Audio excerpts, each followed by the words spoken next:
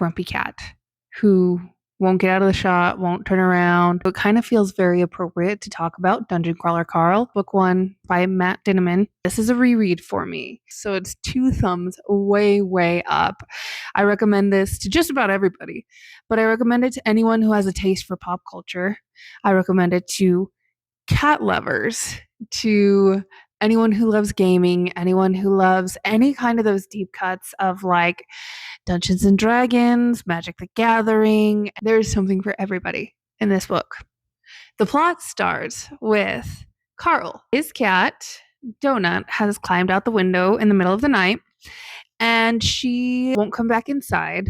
And it's the middle of winter in Seattle. So he runs outside with some shoes on that don't fit, just in boxers and a coat.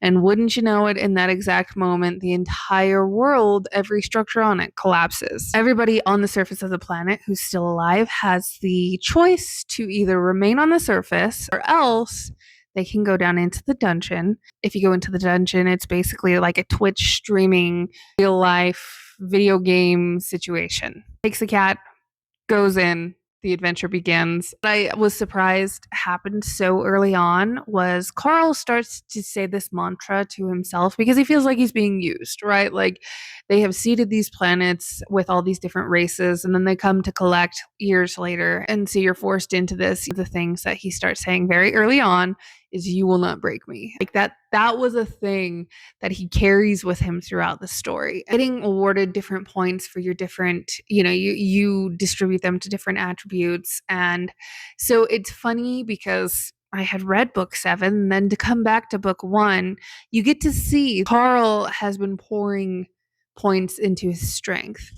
And that kind of changes his personality with the forcefulness that he, behaves with.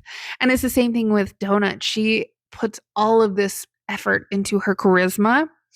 And we see these entirely different people. It's like you turn the volume all the way down on those things and you get them in book 1. I was actually inspired to start my reread. I was watching Stranger Things season 5, episode 1, and Mike is talking to his little sister and introducing her to the concept of D&D. And he mentions that his character is a dungeon crawler. And so that's what sparked it for me.